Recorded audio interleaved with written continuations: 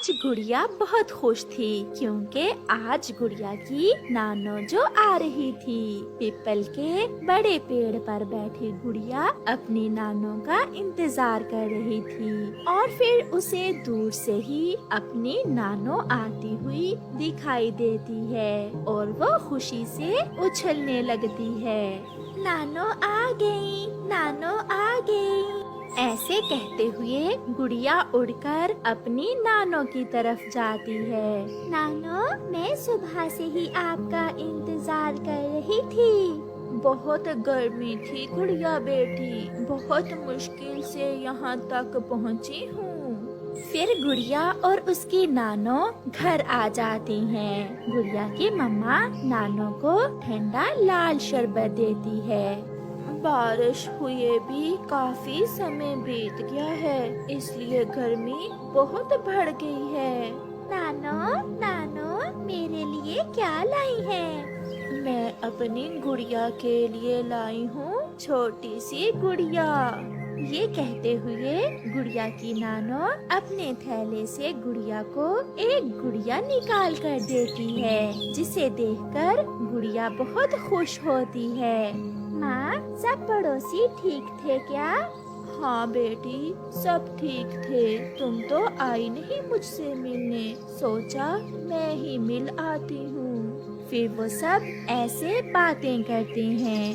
फिर शाम को गुड़िया की मम्मा नानो को खाना देती है। मम्मा, मैं भी खाना नानो के साथ ही खाऊंगी।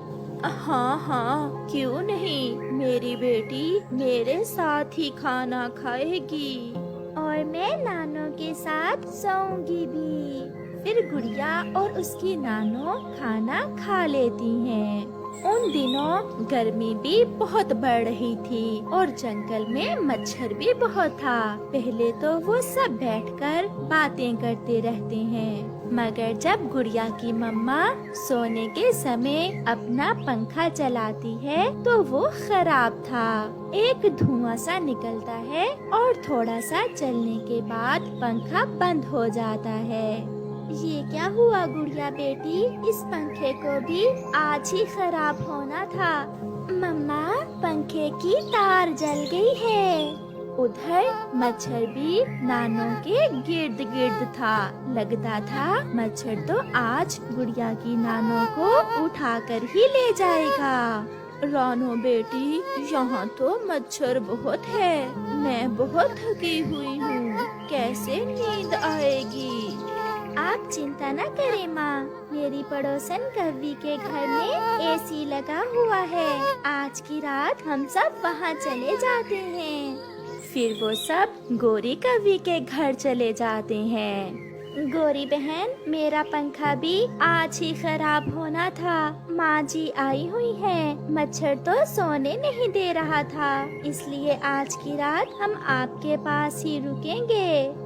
गोरी तो चुप रहती है, मगर कालू कौवा जो थोड़ा सा गोरी कव्वी से अच्छा था कहता है। हाँ हाँ चिड़िया रानी, ये घर भी आपका अपना ही है। ये कहते हुए कालू कौवा एसी चलाता है। एसी की ठंडी हवा के आते ही गुड़िया और नानो तो सो जाती हैं।